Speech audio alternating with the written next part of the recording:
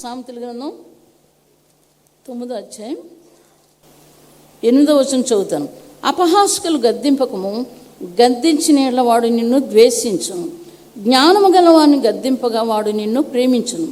జ్ఞానము గలవానికి ఉపదేశం చేయగా వాడు మరింత జ్ఞానమునందును. నీతి గలవానికి బోధ చేయగా వాడు జ్ఞానాభివృద్ధి నొందును. ఇప్పుడు చూడండి, జ్ఞానం అంటే ఇక్కడ ఏం రాసిందో 10వ వచనం. యెహోవా యందు భయభక్తులు కలిగి ఉండుటే జ్ఞానమునకు మూలము. పరిశుద్ధ దేవుని గూర్చిన తెలివియు వివేచనకు ఆధారము. నా వలన నీకు దీర్ఘాయువు కలుగును. నీవు జీవించు సంవత్సరములు అధికములగును. జ్ఞానం సంపాదించుకోవడం అంటే ఇది. దేవుని యందు ఎప్పుడైతే భయభక్తులు, పక్కోడిని చెరపడం కాదు, పక్కోడిని ఏం చేస్తాడు, ఏదో ఒక విధంగా పాడు చేయడమే మూర్ఖుల పని. కాబట్టి జాగ్రత్తగా దేవుని పాదాలు పట్టుకొని ఈ భయంకరమైన పరిస్థితులు, భయంకరమైన రోజుల్లో దేవుని దగ్గరికి వెళ్ళి జ్ఞానం అడిగితే ఏమంటున్నారు, అక్కడ ఏం చెప్తున్నారు? 9వ అధ్యాయం చూసుకుందాం మరలా ఒకసారి.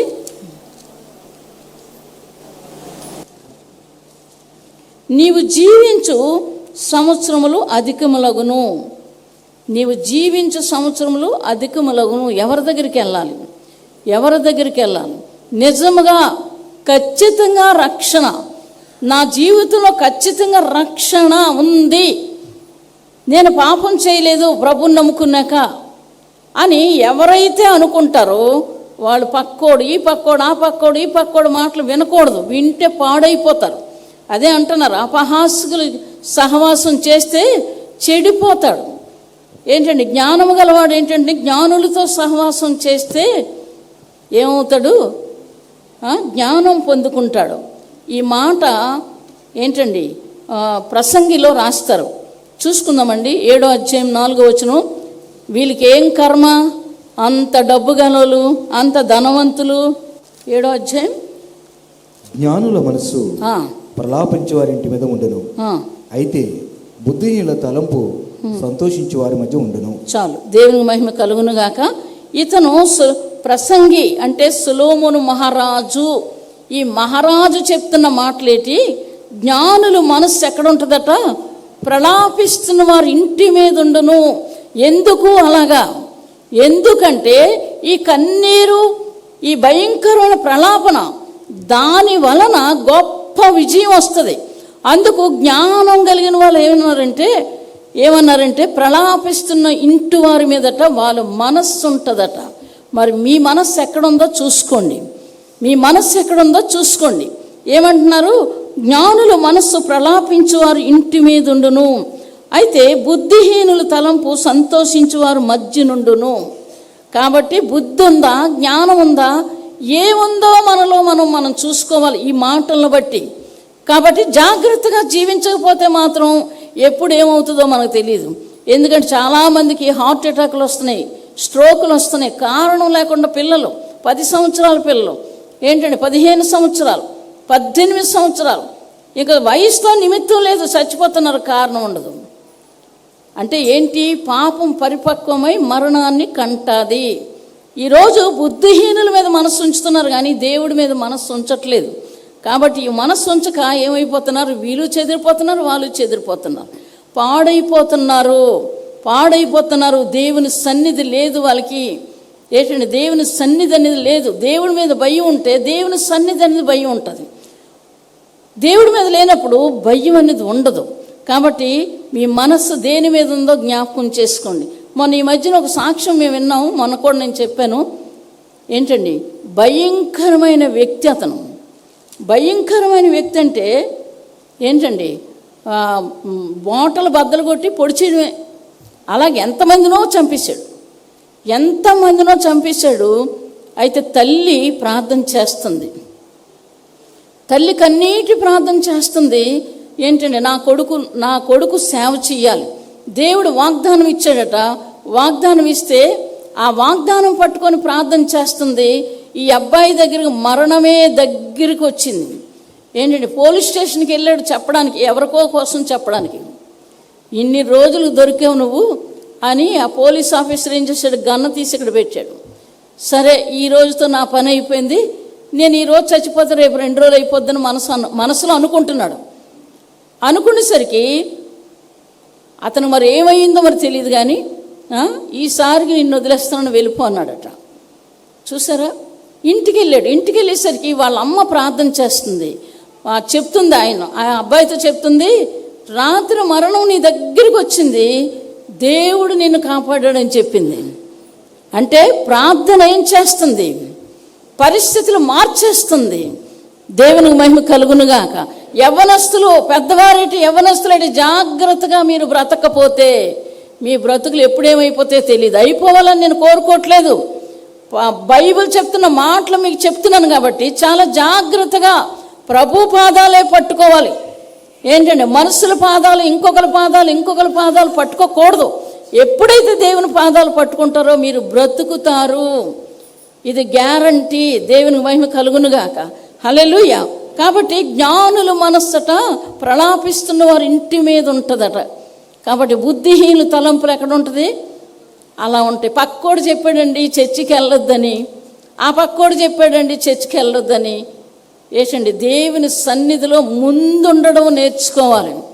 మీ పనులుంటే మానేయండి, అప్పటికి ఆ పని అయిపోయిందా అక్కడికి వదిలేసి మీరు దేవుని సన్నిధికి ముందు వెళ్ళండి.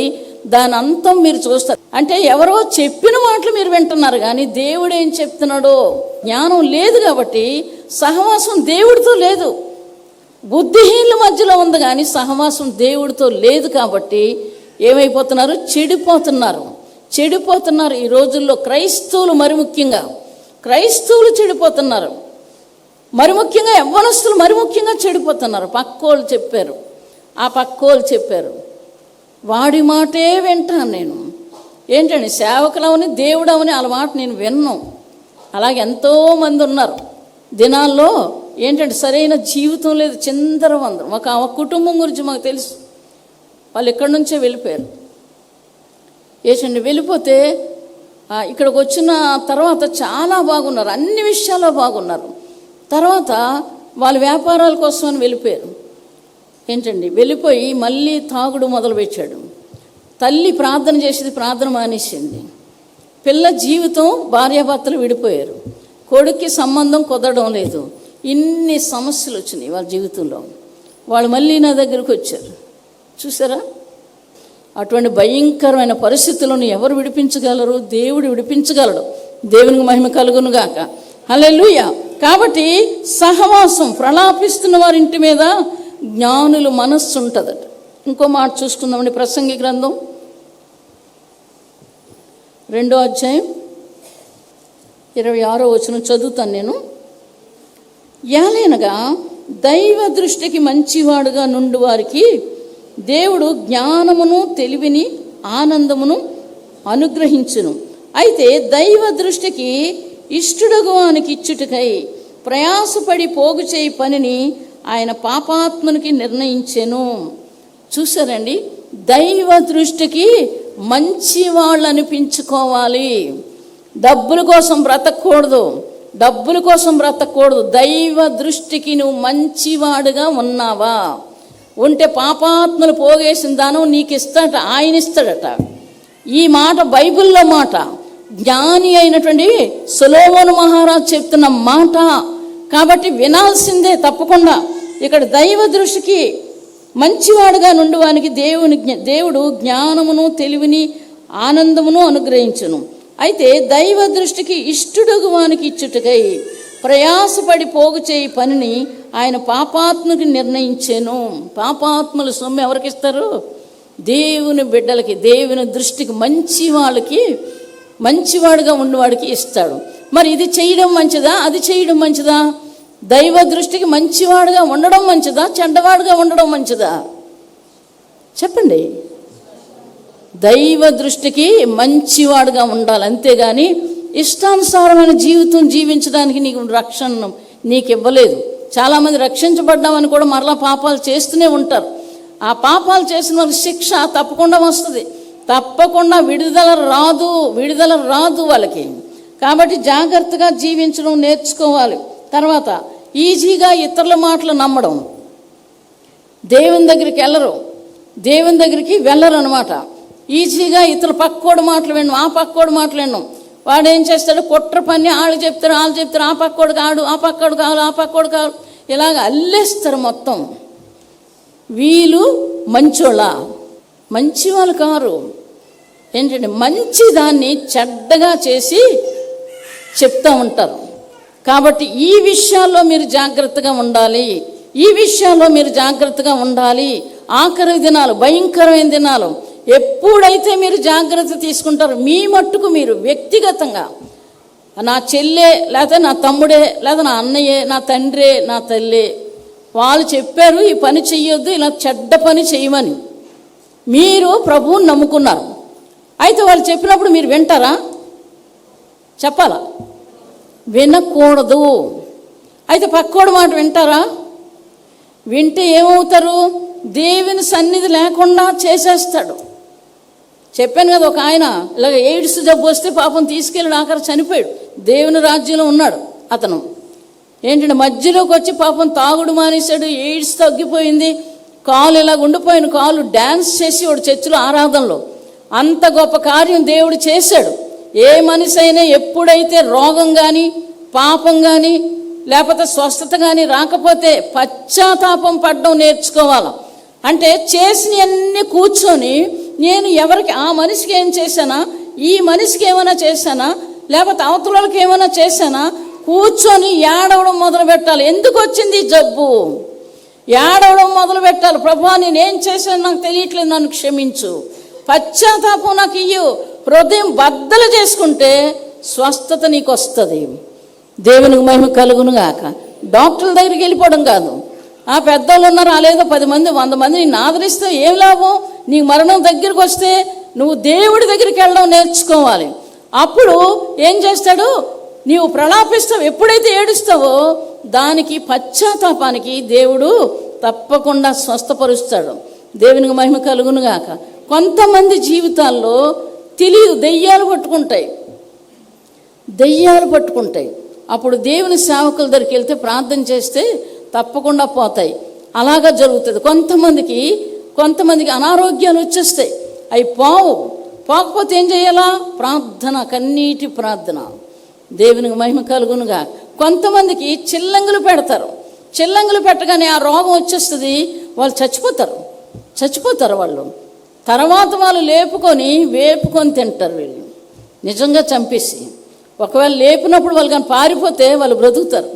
లేకపోతే చిల్లంగులు పెట్టిన వాళ్ళు ఎంతోమంది సాక్ష్యాలు వినండి కావలిస్తే. ఏంటంటే చిల్లంగులు నేను ఒక మనిషిని చనిపోయిన ఆవిడ లేచిందండి. మొత్తం కట్టేసి కాలు చేతులు అయితే కట్టలే కానీ కట్టేసి పువ్వుల దండలు వేసేసి నోట్లో ఆకులు పెట్టేసి చెవుట్లో పాలు, ముక్కులో పాలు, కంట్లో పాలు వేసేసి అక్కడ ఎవరో ప్రార్థనకు లేరట. మేము సువార్తకి వెళ్ళిన తర్వాత అమ్మ ఒకసారి మీరు ప్రార్థన చేస్తే ఈ శవాన్ని మేము తీసుకెళ్ళిపోతాం అని వాళ్ళు చెప్తున్నారు. అప్పుడు నేను కొంతమంది వెళ్ళాం, ప్రార్థన చేసి వాటర్ వేయాలనిపించింది. వాటర్ తీసి ఇలా జల్లేసరికి ఆవిడ కళ్ళు తెరిచి లెగిసి కూర్చుందండి. నాకే భయం వేసి అంత దూరం వెళ్ళిపోయాను. అప్పుడు ఆకాశంలోంచి ఒక స్వరం వినబడుతుంది, ఆగు, నిన్ను నేను బాగు చేయలేదా అనేసి మాట్లాడుతూ ఇవి చిల్లంగా పెట్టారు అని నాకు చెప్పారు. ఆ చనిపోలేదని. దేవుడు ఎంత గొప్పోడో. దేవునికి మహిమ కలుగును గాక. అందులో ఉపవాసం ఉన్నాను నేను. 40 రోజులు ఫాస్టింగ్ ఉండి ప్రేయర్ ఆ విధంగా సువార్తకి వెళ్ళాను. ఎప్పుడైతే వాటర్ చల్లామో ఆవిడ లేచి కూర్చుని సరిగిన 5 ఊర్లు జనం మా వెనకతలే ఉన్నారు. ఎంత గొప్ప దేవుడైనా. దేవునికి మహిమ కలుగును గాక. అటువంటి ఆయనే చేస్తాడు, ఇంకెవరు చేయలేరు. దేవునికి మహిమ కలుగును గాక. ఒక ముసలమ్మ ఇలా వెళ్తూ ఉంటుంది. వాకిట్లో వేస్తారండి, మట్టి రోడ్డు, మట్టి దాని మీద వేసేస్తే నాకు తోయలేదు, వాళ్ళ ఇంట్లో ఉన్నారు.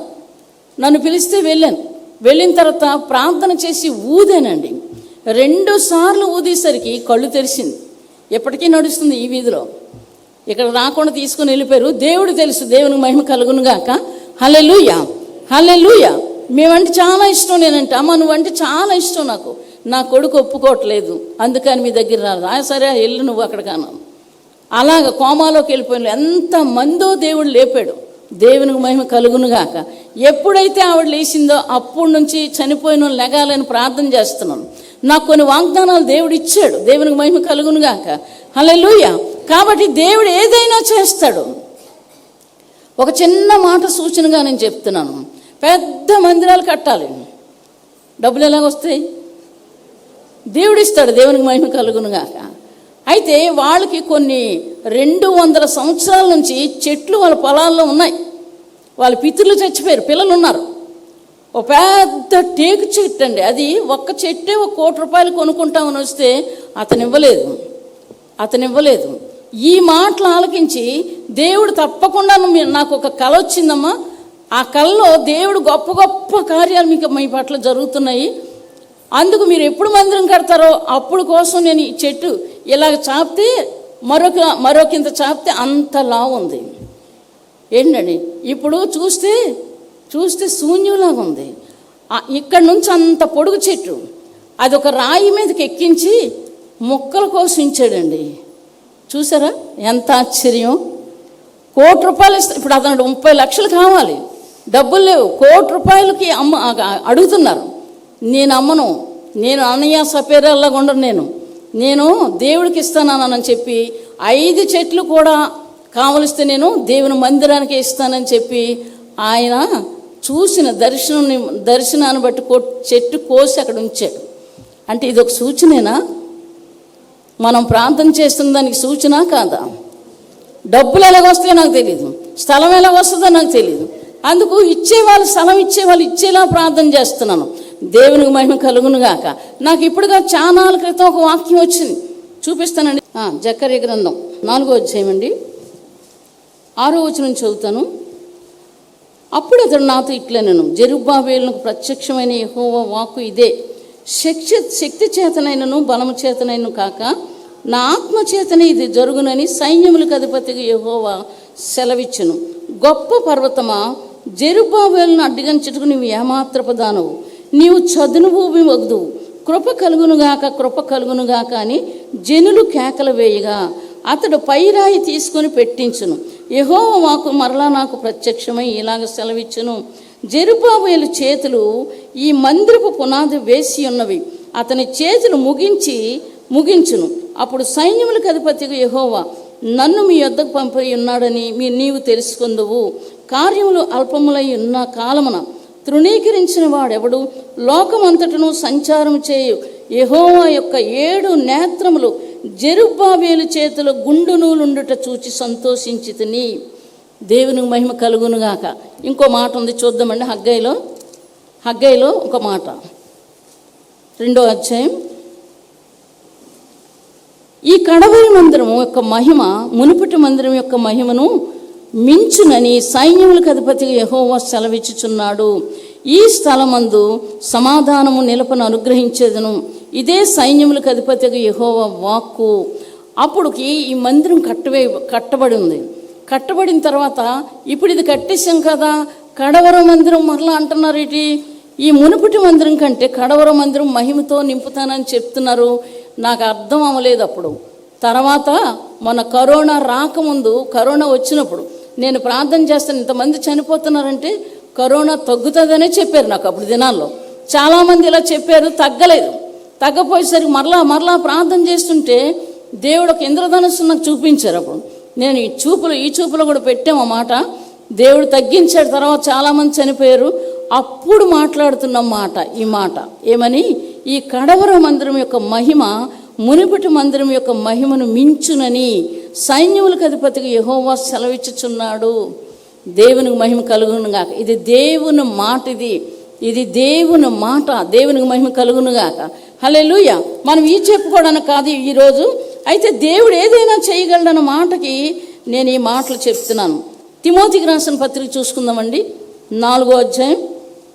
తిమోతికి రాసిన పత్రిక, 1వ తిమోతికి రాసిన పత్రిక 4వ అధ్యాయం 11 నుంచి, యవనమును బట్టి ఎవడు నిన్ను తృణీకరింపనీయకుము గాని మాటలోను ప్రవర్తనలోను ప్రేమలోను విశ్వాసములోను పవిత్రతలోను విశ్వాసులకు మాదిరిగా ఉండుము. నేను వచ్చే వరకు చదువుట యందును హెచ్చరించుట యందును బోధించుట యందును జాగ్రత్తగా ఉండుము. చూసారండి ఏంటండి ఇక్కడ ఏం చెప్తున్నారు? తిమోతికి చెప్తున్న మాటలు, తిమోతితో చెప్తున్న మాటలు, నీ యవ్వనం బట్టి ఎవడును నిన్ను తృణీకరింపనీయకుము గాని మాటలోను, ప్రవర్తనలోను, ప్రేమలోను, విశ్వాసములోను, పవిత్రతలోను విశ్వాసులకు మాదిరిగా ఉండము. నేను వచ్చు వరకు చదువుటి ఎందును, హెచ్చరించేందును, బోధించేందును జాగ్రత్తగా ఉండము. హెచ్చరిక ఉండాలండి. ప్రతి ఒక్కరికి హెచ్చరిక ఉండాలి. మీరు దేవుని సన్నిధికి వచ్చినప్పుడు మీరేం చేయాలంటే, ప్రభా నీ సన్నిధికి నేను వస్తున్నాను, నాలో తప్పులు ఏమైనా ఉంటే చూపించు, ఒప్పుకొని విడిచిపెడతాను. అప్పుడు ఏమవుతుంది, దేవుని వాక్యం అవతల చెప్పినప్పుడు మీలో తప్పులు కనబడతాయి. తప్పులు కనబడినప్పుడు ఇప్పుడు ఈ మాట ద్వారా నాకు తప్పు తెలిసింది, నేను ఒప్పుకొని విడిచిపెడతానని కడుక్కోవడం నేర్చుకోవాలి. ఇది ఉండాలి. ఇది లేకపోతే మాత్రం మీరు పాపంలో పడిపోతారు. కాబట్టి హెచ్చరిక అనేది ఉండాలి. నేను చర్చికి వెళ్ళినప్పుడు అదే మాటలు నేను ప్రార్థన చేసుకుంటాను. ప్రభువా నన్ను చెక్కు నీ వాక్యం ద్వారా. నేనేమైనా ఆలోచన ద్వారా, తలంపుల ద్వారా తప్పు చేస్తే నాతో మాట్లాడు. అలాగే మాట్లాడేవారు, వెంటనే నేను తీసుకుండేదాన్ని. ఇది క్రైస్తవులకు కావలసినటువంటి విషయం. ఏంటండి, బాప్తీసాలు తీసుకొని రక్షణ పొందినటువంటి వాళ్ళకి విషయం ఇది. తిమోతికి దేవుడు చెప్తున్నాడు, పౌలు మంచివాడు తిమోతిని కుమారుడుగా స్వీకరించాడు పౌలు. ఏంటంటే ఒకరు వచ్చి నువ్వు తప్పు చేసావు, ఈ బాబు ఇక్కడ నిలబడ్డారు, ఈ బాబు ఇక్కడ నిలబడ్డారు, మనం 10 మంది ఉన్నాం, ఏంటండి నువ్వు తప్పు చేసావు అని వాళ్ళు చూపించకూడదు. వాళ్ళు చూపించినట్లుగా మనం జీవించకూడదు. ఏంటండి తప్పు చెయ్యకూడదు. తప్పు చేస్తే సిగ్గుపడాలి. దేవుడి దగ్గర నుంచి సహాయం రాదు, మనుషుల దగ్గర నుంచి సహాయం లేదు. నేను చెయ్యలేదు, నేను తప్పు చేయలేదు, నన్నెవరంటారు? తప్పు చెయ్యకుండా ఉండడం నేర్చుకోవాలి. దేవునికి మహిమ కలుగునుగాక. మరి ముఖ్యంగా యవ్వనస్తులు తప్పు చెయ్యకూడదు. నువ్వు ఈ తప్పు చేసావని, నేను చూశానని ఇతరుల చేత చెప్పించుకోకూడదు. ఇది దేవుని పిల్లల యొక్క లక్షణాలు ఇవి. ఏంటంటే ఒకవేళ అబద్ధాలు ఆడారనుకోండి, అది దేవుని స్తోత్రం. మీ మీద అబద్ధముగా చెడ్డ మాటలెల్లా పలుకున్నప్పుడు మీరు ధన్యులు, పరలోకంలో మీ ఫలం అధికమగుతుంది అని దేవుని వాక్యం సెలవిస్తుంది. దేవునికి మహిమ కలుగునుగాక. నువ్వు తప్పు చేసి చేయకుండా అందరూ చూసిన తర్వాత ఇంకేంటి నీ బ్రతుకు? ఏంటి, నువ్వు క్రైస్తవురాలవా? ఇక్కడ తిమోతి చెప్తున్నాడు, జాగ్రత్తగా ఉండు. తిమోతికి మంచి మాటలు చెప్తున్నాడు. నీ యవ్వనాన్ని బట్టి ఎవడు తృణీకరించి నీకు. నేను కాలేజీకి వెళ్ళానండి, లేకపోతే ఎక్కడ ఉద్యోగం చేస్తున్నానండి, లేకపోతే ఎక్కడో మీటింగ్స్కి వెళ్ళానండి. నువ్వు తప్పు చేసావు, పలానా వ్యక్తితో ఉన్నావు, లేకపోతే పలానా పని దొంగ పని చేసావు, లేకపోతే ఇతరుల పాడు చేస్తున్నావు నువ్వు. ఎవరైనా నీ అన్నప్పుడు ఆ మాటలు మనం అనిపించుకోకూడదు. జాగ్రత్తగా మీరు జీవించాలి. ఎంతమందికి నచ్చింది యవ్వనస్తులకి? దేవునికి మహిమ కలుగునుగాక. ఇది క్రైస్తవ జీవితం. దేవుడితో సంబంధం, మనుషులతో కాదు. ఏంటంటే ఇప్పుడు ఈ మాట చెప్పాను, నేను జాగ్రత్తగానే జీవించాను. ఆ దేవుడు మహాకృప వలన జాగ్రత్తగా నా బిడ్డలు పెంచుకున్నాను. ఏంటంటే దేవుని మహాకృప వలన మీరు ఇప్పుడు భయంకరమైన పరిస్థితులు, నువ్వు చెయ్యకపోయినా నువ్వు చేసావని అంటారు. అటువంటి పరిస్థితుల్లో దేవుడు నీతో ఉన్నాడని తలంచుకోవాలా. ఏదో అంటున్నాడు అనుకొని 100 అనుకొని నాకు అనవసరం, నేను తప్పు చేయలేదు, ధైర్యం వస్తుంది నీకు. దేవునికి మహిమ కలుగునుగాక. దేవుని శక్తి వస్తుంది నీకు. ఇటువంటి వాళ్ళు ప్రత్యేకంగా దేవుడు చూస్తాడు, కాపాడుతాడు. కాపాడడానికి కారణం మంచోళ్ళమా? మొదటి జీవితం చూస్తే అసలు ఏమాత్రం దేవుడి దగ్గరికి వెళ్ళడానికి అర్హతే లేదు. అటువంటి వాళ్ళకి దేవుడు అర్హతనిచ్చాడు కాబట్టి అది నిలబెట్టుకోవడం నేర్చుకోవాలి. తిమోతికి చెప్తున్నాడు పౌలు, అపోస్తలుడైన పౌలు చెప్తున్నాడు, నీ యవ్వనాన్ని బట్టి ఎవ్వరు తృణీకరించనీయకము. నువ్వు చెడ్డోడివి నేను చూశాను, నువ్వు చెడ్డదానివి నేను చూశానని ఇతరులు అనకూడదు. అబద్ధాలు చెప్పుకొని 100 చెప్పుకొని, లేకపోతే 1,00,000 చెప్పుకొని, ఈ వాక్యాన్ని బట్టి యవ్వనస్తులు చాలా జాగ్రత్తగా ఉండాలి. మరి ముఖ్యంగా దేవుని సన్నిధి. మీరు ఎప్పుడైతే దేవుని సన్నిధిని ప్రేమించి మొదటగా వస్తారో, దేవుడు మన మధ్యలో అదృశ్య రూపంలో సింహాసనం మీద ఆసీనుడై కూర్చుంటాడు. నువ్వెప్పుడు వస్తావు? నువ్వు దేవుడా, ఆయన దేవుడా? చెప్పండి, ఎవరు దేవుడు? ఒక అడుగు ముందే ఉండాలి. ఆ 9:30 కంటే ముందే ఉంటే మీకు ఆశీర్వాదం. దేవునికి మహిమ కలుగునుగా. నేను నడిచి వెళ్ళాను, ఏంటండి ₹10 కాదు, పావలా కూడా ఉండేది కాదు నా దగ్గర చందా వేయటానికి. ఇంజనీర్ కాలేజ్ అంతా నడిచేదండి, లాసెన్స్ కాలనీ అంతా నడిచేదండి. ఒకరోజు కాదండి, 3.5 సంవత్సరాలు నడిచి వెళ్ళాను. నాకు అప్పుడు తెలియలేదు. అయితే దేవుడి మీద ఆశ, ఎందుకంటే ఆ యొక్క బొమ్మల దగ్గర ఇంత పని చేశాను, ఏమీ నాకు ఫలితం రాలేదు. ఆఖరికి పరిస్థితులు మారిపోయి నిజమైన దేవుని చూశాను, కన్నులతో చూసి నా క్యాన్సర్ పోయింది, దేవుడు నన్ను బాగు చేశాడు. అప్పటి నుంచి అది పట్టుకున్నాను, నేను ముందుండాలి దేవుని దగ్గరికి. ఏంటంటే పనికిరాని వాడి దగ్గర నేను ముందున్నాను, పనికొచ్చే దేవుడి దగ్గర నేను ముందుండాలని అనుకున్నాను. దేవుని సన్నిధి నా దగ్గర పెట్టాడు దేవుడు. దేవునికి మహిమ కలుగునుగా. నేను గొప్పదానని కాదు, అంతేకాకుండా ఇంకా మాట్లాడుతున్నారు, నాతోటి మాట్లాడుతున్నారు, అది మనుషులకు అందదు, అది దేవునికి మహిమ కలుగునుగాక. హల్లెలూయా. కాబట్టి తిమోతికి హెచ్చరిక చేస్తున్నాడు, నేను వచ్చిందాక నువ్వు చదువుచుండటం మానకు. ఏంటండి నీ యవ్వనం బట్టి ఎవడను నిన్ను తృణీకరింపనీయకుము, కానీ మాటలోను ప్రవర్తనలోను ప్రేమలోను విశ్వాసములోను పవిత్రతలోను విశ్వాసులకు మాదిరిగా ఉండుము. నువ్వు మాదిరిగా ఉంటే నీ మాట ఎవరైనా వింటారు, లేకపోతే ఎవరు వింటారు నీ మాట? ఈ మాటలు పౌలు తిమోతి చెప్తున్న మాటలు. నేను వచ్చే వరకు చదువుటి ఎందును, హెచ్చరించటి ఎందును, బోధించటి ఎందును జాగ్రత్తగా ఉండుము. ఈ విషయాలు గమనించుకోండి. యవ్వనస్తులు ముందు దేవుని మాట వినడం నేర్చుకోండి. నా మాట వినొద్దు. నేను తప్పు చెప్పినప్పుడు మీరు నా మాట వినొద్దు. ఇంటికి వెళ్ళి బైబిల్ చూసుకొని తప్పు మాటలు చెప్తున్నారా, ఇది వినొద్దు. ఏంటండి నా మాట వినొద్దు, దేవుడి మాట వినండి. దేవుడి మాట వింటే మీరు బ్రతుకుతారు, మనుషుల మాటలు కాదు. దేవుడి మాట వింటే చాలా చాలా ఆశీర్వాదాలు ఉన్నాయి దేవునితో సహవాసం చేసే వాళ్ళకి. సామెతల గ్రంథం చూసుకుందామండి, 2వ అధ్యాయం. చాలా ఆశీర్వాదాలు దేవుడు రాసిపెట్టాడు. నా కుమారుడా, నీవు నా మాటలను అంగీకరించి నా ఆజ్ఞలు నీ యొద్ద దాచుకొని నీ ఎడల జ్ఞానమునకు నీ చెవి ఎగ్గి హృదయపూర్వకంగా వివేచన అభ్యసించిన ఎడల, తెలివికై మొర్రపెట్టిన ఎడల, వివేచనకై మనవ చేసిన ఎడల, వెండిని వెతికినట్లు దాన్ని వెతికిన ఎడల, దాచబడిన ధనమును వెతికినట్లు దాన్ని వెతికిన ఎడల, యెహోవా యందు భయభక్తులు కలిగి ఉండుట ఎట్టిదో నీవు గ్రహించదు. దేవుని గూర్చిన విజ్ఞానము నీకు లభించును. యెహోవాయే జ్ఞానం ఇచ్చినవాడు, తెలివియు వివేచన ఆయన నోటి నుండి వచ్చును. ఆయన యథార్థవంతులను వర్ధిల్ల చేయను. యుక్త మార్గము తప్పక నడుచుకుని వారికి ఆయన కేడముగా ఉన్నాడు. న్యాయం తప్పిపోకుండా ఆయన కనిపెట్టును. తన భక్తుల ప్రవర్తన ఆయన కాచును. చూసారండి ఎంత మంచి మాటలో. యెహోవా యందు భయభక్తులు కలిగి ఉండి ఎట్టిదో నీవు గ్రహించదవు.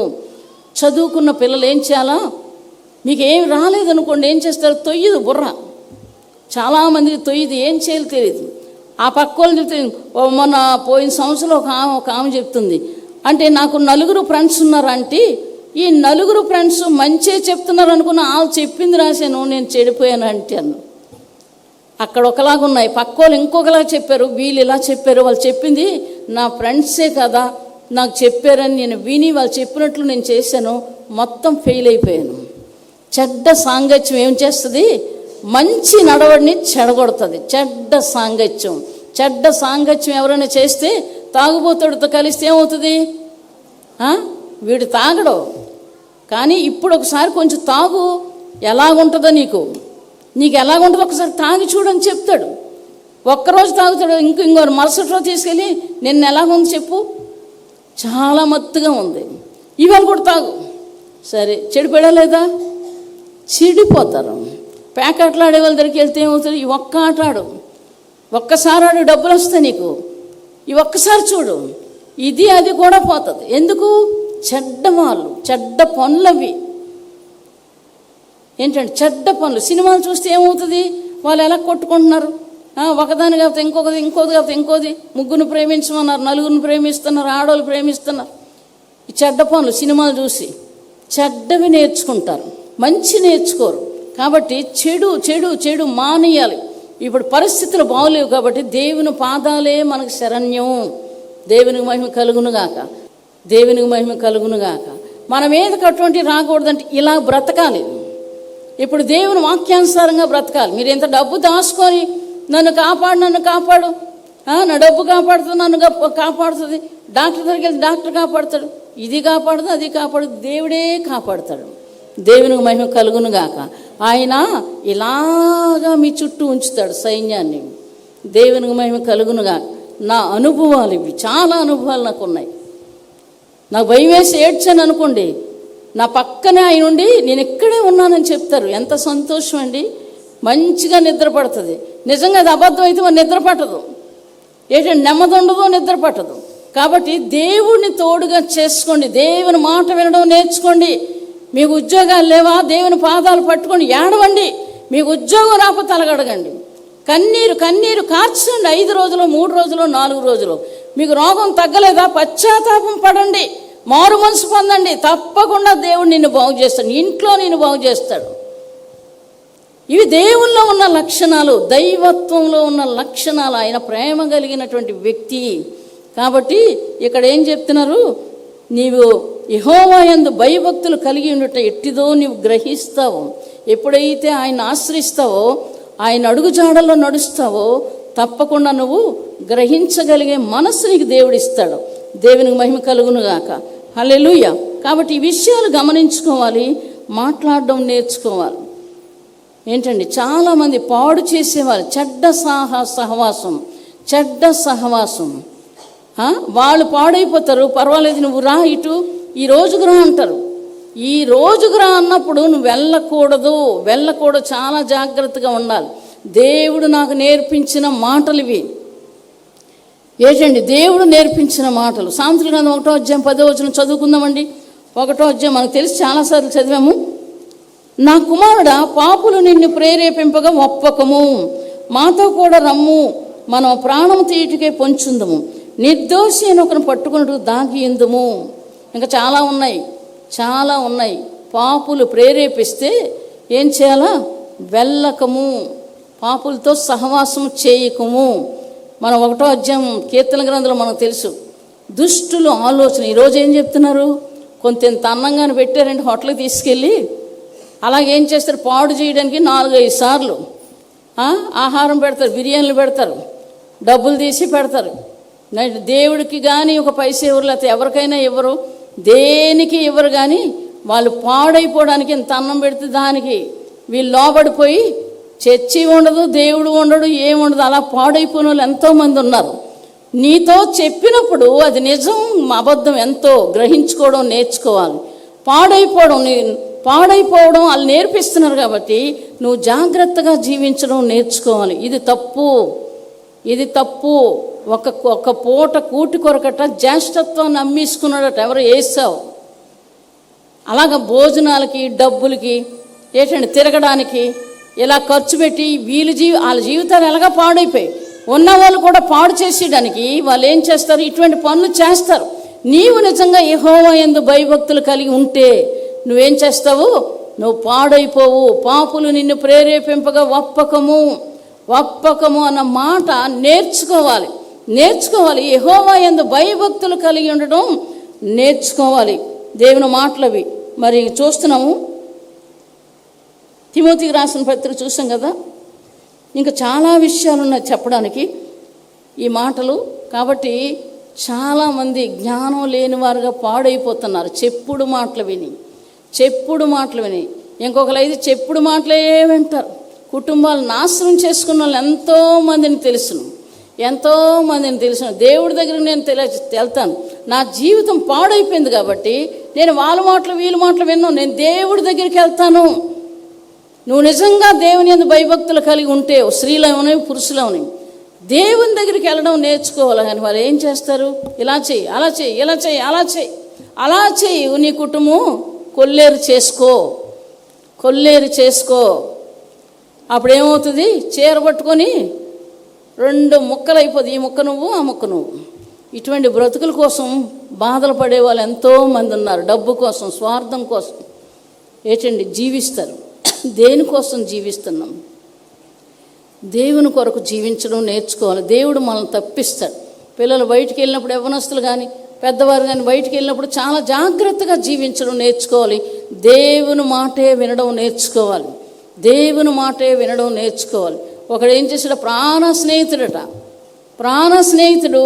అయితే ఎవరో చెప్పారట, నీకు 10 కోట్లు ఇస్తాను రా, అతను చంపేస్తాను అనేసి. అయ్యో నా ఫ్రెండ్, అతను నా ఫ్రెండ్ రా, నన్ను అతను చంపమంటావేటి నువ్వు? డబ్బు నీకు ఇంత డబ్బు ఇస్తున్నాను, నీకు ఎంత డబ్బు ఇస్తున్నాను, ఫ్రెండ్ అంటావేటిరా, ముందు అన్న చంపే అన్నాడట. నేను చంపలేనురా అని వెళ్ళిపోయాడట. ఇంక ఒప్పుకోవట్లేదు. అలాగా ఫోన్లు చేసి ఇంటికి పిలిచి ఎక్కడెక్కడ తీసుకెళ్ళి తాగించి ఆఖరి ఒప్పించి మంచోని చంపేశాడు. వేసండి, ఇచ్చిన తిండిలో ఏం పెట్టాడు, భోజనం తీసుకొచ్చి నువ్వు మన ఇద్దరం తిందాం అని వీడు వేరే ప్యాకెట్ తెచ్చుకున్నాడు, వాడు వేరే ప్యాకెట్ అడుగుతున్నాడట. ఏమిరా అలా తెచ్చావు, డిఫరెన్స్గా తెచ్చావు అని అడుగుతున్నాడ. నాకు అది ఇష్టం లేదురా, నాకు ఇది ఇష్టమైంది, నువ్వు అది ఇష్టం తిను నువ్వు అన్నాడట. తినేసి అలా కుప్పకూలు చచ్చిపోయాడు. అన్నం భోజనంలో ఇటువంటి ప్రమాదాలు ఉన్నాయి. చాలా జాగ్రత్తగా ఉండాలి, చాలా జాగ్రత్తగా తెలివిగా. మీకు ఏదైనా ఆపద వస్తే దేవుడి దగ్గరికి వెళ్ళడం నేర్చుకోండి. ఈ దినాలు మరి ముఖ్యంగా దేవుడి దగ్గరికే వెళ్ళాలి, కానీ ఏంటండి వాళ్ళ దగ్గర వీళ్ళ దగ్గరికి వెళ్ళొద్దు. దయచేసి దేవునికి మహిమ కలుగునుగాక. హల్లెలూయా. దేవుడు మనకి బోధిస్తాడు. ఎప్పుడైతే పరిశుద్ధాత్మతో నింపబడతామో, పౌలుకి చెప్తాడు, పరిశుద్ధాత్మ ద్వారా ఎప్పుడైతే పరిశుద్ధాత్మను పొందుకున్నాడో నువ్వు బితోనియా వెళ్ళకు అని చెప్తాడు దేవుడు. ఇంకో స్థలంలోకి వెళ్ళకు నువ్వు, పరిశుద్ధాత్మ దేవుడు చెప్తాడు, బోధిస్తాడు ఆయన. అలాగ వెళ్ళకుండా ఉండడాన్ని వీళ్ళు తప్పించబడ్డారు, అవతలోళ్ళు చనిపోయారు. దేవునికి మహిమ కలుగునుగాక. ఇందా చెప్పాను కదా, ఆ తల్లి మొర్రపెట్టి ప్రార్థన చేసిందంట. ప్రార్థన చేస్తే తన అంటున్నాడు, నాకు 6th సెన్స్ పనిచేసింది, నాకు నువ్వు పోలవరం వెళ్ళిపోని నాకు నా మనసులో వచ్చింది. అందుకు మీరిద్దరూను మీరు ఎక్కడికి వెళ్తున్నారు కదా, ముగ్గురు వెళ్దాం అనుకున్నారు. కానీ ఇతనికి ఆ మనసులోకి అది రాగానే నేను రానురా, మీరిద్దరు వెళ్ళండి అన్నాడు. ఇతను ఏం చేశాడు, పోలవరం వెళ్ళిపోయాడు. పోలవరం వెళ్ళిపోతే వీళ్ళిద్దరూ చచ్చిపోయారు. వీళ్ళిద్దరితో ఉంటే అతను చనిపోను. కానీ పోలవరం వెళ్ళిపోయి బ్రతికాడు. ఆ సాక్ష్యం ఉంటుంది, మీరు చూడండి తప్పకుండా. చాలా భయంకరమైనటువంటి వ్యక్తి. ఏంటంటే పర్ఫ్యూమ్లో, అంటే ఈ సెంటులో పాము విషం కలిపేవాడట. చూసారండి, ఈ రీఫులు ఉంటాయి కదా, పెన్నులో రీఫులు, అది కూడా అంతా తీసేసి ఇది కలిపేసి ఎవరైనా పడదంటే పిల్లల చేతికి ఇచ్చేవాట. వాళ్ళ మెడ మీద వేసిస్తే అది కుళ్ళిపోయి చచ్చిపోయేవారట వాళ్ళు. అతను చెప్పే మాటలు అటువంటి భయంకరుడు. తల్లి ప్రార్థన, ఆ తల్లి ప్రార్థన నాకు ఎంతో ఆశ పుట్టింది, ఉందో లేదో తెలియదు, కానీ అలాంటి చూడాలని. దేవునికి మహిమ కలుగునుగాక. ఎన్నిసార్లు ప్రాణాపాయాల నుంచి తప్పించాడు దేవుడు. కొంతమంది మూర్ఖులు వినరు. దేవుడు నమ్ముకోండమ్మా, నీ పిల్లలకు ప్రమాదం ఉందంటే అటు చేస్తారు, ఇటు ముసుగేసి ప్రార్థన చేస్తారు. దేవుని వాక్యం చూసుకుందామని కొరింథీయులకు రాసిన పత్రిక చూడాలి. అలా మనుషులు చంపేసుకుంటున్నారు, కానీ దేవుడు అంటే ఇష్టపడడం లేదు. 10వ అధ్యాయం 19వ వచనం, 1 కొరింథీయులకు రాసిన పత్రిక. ఈ 2 చేసిన వాళ్ళ మీదకి దేవుని కోపం వస్తుంది. కాబట్టి చేసేవాళ్ళు ఎవరంటే అది మానేయండి, దేవుడు రక్షిస్తాడు. ఏంటంటే చంపేసుకుంటున్నారు, ఇంట్లో చెప్పినా సరే వినటం లేదు, మనుషులు చంపేసుకుంటున్నారు. అమ్మ చిల్లంగులు పెట్టారు, ఇలా చచ్చిపోతున్నారు, మానేయండి, మరి మానట్లేదు. జాగ్రత్త. మీరేదో లక్షలు నాకు ఇస్తారని నేనేం ఆశపడి చెప్పట్లేదు. మీ ప్రాణాలు బాగోవాలంటే అవి మానేయాలి, పూజలు మానేయాలి. ఆయన కోపం వస్తుంది. ఎప్పుడేమవుతుందో మీరు తప్పించుకోలేరు. దేవుని పాదాలు పట్టుకున్నాడు నిత్య జీవం కలిగిన వాడు. నా యందు విశ్వాసం ఉంచిన వాడు నిత్యము జీవిస్తాడు. నీకు ఎంత డబ్బులుంటే, ఎంత ఆస్తి ఉంటే, నీ ప్రాణం పోతే ఏం చేస్తావు? అవన్నీ ఎవరి పాలో అయిపోతాయి. ఇందాక నేను చెప్పాను కదా వాక్యం, దుర్మార్గుడు సంపాదించింది నీతిమంతుడి కొరకు, దైవ దృష్టికి మంచివాడు అనిపించుకున్నవాడు. ఏంటంటే పాపాత్మలు కూడబెట్టి సంపాదించిన ఆస్తి దైవ దృష్టికి మంచోడికి ఇస్తాడు దేవుడు. ఈ మాట నిజము, బైబిల్ మాట నిజం. ఏ మాటలు నిజంగా నేను అన్నీ చదివాను. ఏంటండి, నేను చదువుకునేది తక్కువైనా సరే ఎక్కడైనా ఏదైనా ఉన్నదంటే అది మాత్రం చదివి వదిలేదని. నువ్వు కనబడకపోతే అవ్వదు. నువ్వు కనబడాలని కూర్చొని అన్నం తినకుండా 4-5 రోజులు ఏడవండి దేవుని సన్నిధిలోకి వెళ్ళి. మీకు కనబడకపోతే అలాగ అడగండి. దేవునికి మహిమ కలుగునుగాక. హల్లెలూయా. కనబడి మీతో మాట్లాడే దేవుడు. మీరు అటు ఇటు ఉంటారు, లోకానుసారంగా జీవిస్తారు, దేవుని ఆత్మానుసారంగా జీవించరు. పరిశుద్ధాత్మతో నింపబడితే తప్పిస్తాడు దేవుడు. దేవునికి మహిమ కలుగునుగా. పౌలునే కదా మరి ఇప్పుడు మాటకి ఇవాళ యాక్సిడెంట్ అయింది. ఏ కాలో ఇరిగిపోతే రాగలడా? దేవుని సన్నిధికి వచ్చేది ఎక్కడికి? దేవుని సన్నిధికి. దేవుడు ఏం చేశాడు? తప్పించాడు. అలాగే అందరు చాలామందికి దేవుడే తప్పిస్తాడు. దేవునికి మహిమ కలుగునుగాక. జీవించడం నేర్చుకోవాలి. మానేయండి, తప్పులు ఒప్పులు ఉంటే మానేయండి. కొంతమందిని దేవుని సంఘానికి నడిపించండి, దానివల్ల మీకు ఆశీర్వాదం. నేను వెళ్ళిన దగ్గరల్లా కూడా కాలుకు చెప్పులు లేకుండా, నేను ఎప్పుడైతే పరిశుద్ధాత్మతో నింపబడ్డానో ఏంటండి ధైర్యం వచ్చింది. లేకపోతే దెయ్యాలంటే భయం నాకు, దొంగోడంటే భయం నాకు. మా అమ్మకి దీనికని చెప్పి బయటికి తీసుకొచ్చి అంత అయిపోయి కానీ దాన్ని అమ్మ దెయ్యాన్ని చూపించాను ఇదని, రాత్రప్పుడు అమ్మ దొంగోడు చూపించాను ఇదని. ఏంటి ఇప్పుడు ఎంత టైం అయింది, ఇప్పుడు దెయ్యం ఎక్కడ కనపడుతుంది, దొంగోడు ఎక్కడ కనపడతాడు అనేది. ఎప్పుడైతే దేవుడిని నమ్ముకొని పరిశుద్ధాత్మతో నింపబడ్డానో అవతలకి వెళ్ళడానికి భయం, 10 మందిలో ఉండడానికి భయం. భయం వేసింది ఏం చేసిన ఒక్కదాన్ని లోపలికి వెళ్ళిపోయేదాన్ని. అటువంటి భయమైనటువంటి భయంకరమైనటువంటి భయం కలిగిన వ్యక్తిని పరిశుద్ధాత్మతో నింపబడ్డాన్ని ఒక్కరిదాన్ని వెళ్ళిపోవడం నేర్చుకున్నాను. సువార్తకి వెళ్ళేదాన్ని ముందు ఈ సంగతి రేపు నుంచి చెప్తానని ఒక్కరిదాన్ని, వీళ్ళ నాన్నగారు వెళ్ళిపోగానే ముందు గబగబా పనులు చేసుకొని ఎవరు చెప్తాన వాక్యం, ఎవరితో మాట్లాడుతానో ఇదే ధ్యాస. అలాగ సంవత్సరంన్నర అరకులో చేశాను. రేసవానిపాలెంలో రేసవానిపాలెం అంతా ఊరంతా కూడా సువార్త చేశాను. అక్కడున్న పాస్టర్లు చేయలేదు, నేను చేశాను. దేవునికి మహిమ కలుగునుగాక. ధైర్యం ఇస్తాడు, తప్పిస్తాడు. ఎన్నో అడ్డంకులు వచ్చి అన్నిటి నుంచి తప్పించాడు. ఈ దినం వరకు తప్పిస్తున్నాడు. ఆయన గుప్పిట్లో నన్ను దాచాడు దేవుడు. దేవునికి మహిమ కలుగునుగా. హల్లెలూయా. మిమ్మల్ని దాస్తాడు. మీరు ఖచ్చితంగా బ్రతకండి, యథార్థంగా బ్రతకండి. మిమ్మల్ని దాస్తాడు, మిమ్మల్ని పాడు చేయడు. ప్రార్థన ఒక్కటే తప్పిస్తుంది. మీరు ఈ చూపులో చూడండి, అతని సాక్ష్యం తప్పకుండా మీరు అందరూ చూడాలి.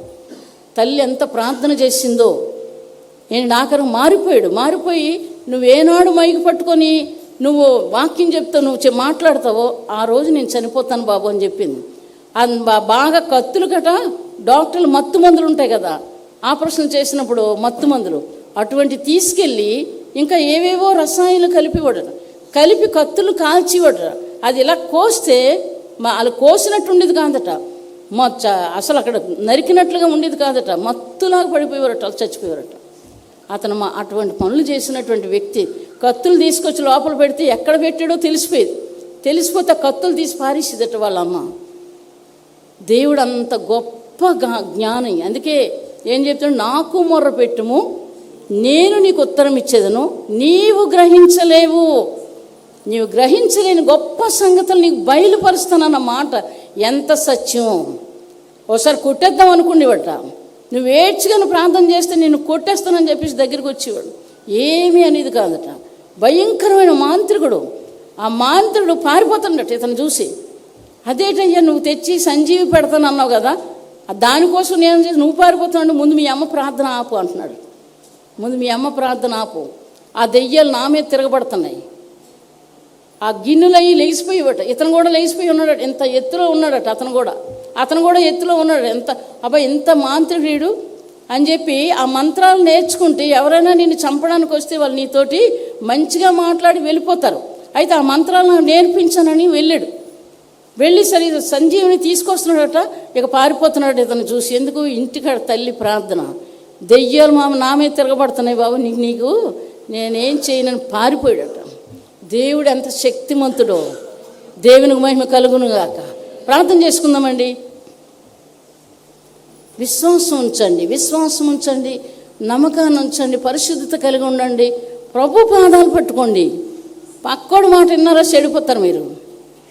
ఇలాంటి వాళ్ళని ఎంతమందో చూశాను. లేకపోతే మీకు ఏదైనా ఆ పక్కోడు మాట వినేటప్పుడు అవతలోడి గురించి మీకు చెప్పినప్పుడు ఇద్దరిని దగ్గర పెట్టి అడగండి, అప్పుడు నిజం తెలుస్తుంది.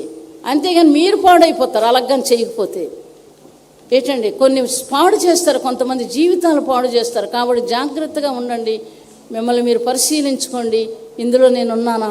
ఈ వాక్యం విన్నాం కదా, ఇందులో ఉన్నానా? తాగుడు తాగేవాళ్ళు మానేయండి. ప్యాకాట్లు సినిమాలు చూసేవాళ్ళు మానేయండి. మీకు మంచిది. దేవుని పాదాలు పట్టుకోండి, మీరు మీ బిడ్డలు బ్రతుకుతారు. నమ్మకమైన దేవుడవయ్యా నీవే చాలు యేసయ్యా, నమ్మకమైన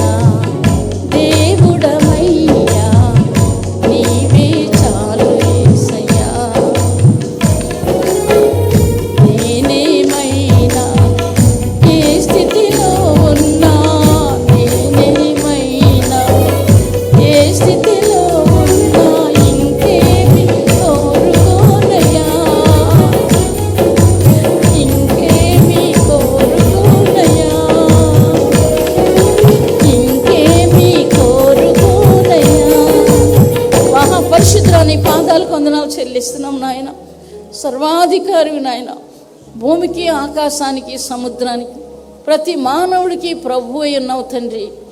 మీకు అసాధ్యమైనది ఏదీ లేదు ప్రభువా. జీవాధిపతి నీకు వందనాలు దేవా. సహాయం చేయండి. ఇంతవరకు మీరు చేసిన మేలు ఉపకారాలకు వందనాలు తండ్రి. వాక్యాలు యవనస్తుల్లో, పెద్దవారిలో దాని ఈ మాటలు వారి హృదయాల్లో ఉంచి వారు తప్పించుకునే మార్గం మీరు అనుగ్రహించండి. పరిశుద్ధాత్మతో నింపండి తండ్రి. పరిశుద్ధాత్మతో నింపండి. పరిశుద్ధాత్మతో నింపబడాలన్న ఆశ కలిగించండి దేవా. తప్పించండి, మరణం నుంచి, శత్రువు నుంచి తప్పించు నాయన. నీకు వందనాలు. మీ దయాదాక్షిణ్యాలు, కరుణా కటాక్షాలు ఉంచు నాయన. సర్వాధికారి నీకు వందనాలు. 2 తలంపుల్లో ఉన్నటువంటి వారిని మార్చండి. మారు మనసు, రక్షణ దయచేయండి. జీవాధిపతి నీకు వందనాలు నాయన. బిడ్డలు తిరిగి వెళ్తుండే మీరు తోడైండండి, ఇటు అటు తోడైండి నడిపించండి. యేసు నామమున వేడుకొని ప్రార్థిస్తున్నాం తండ్రి. ఆమేన్. హల్లెలూయా, హల్లెలూయా.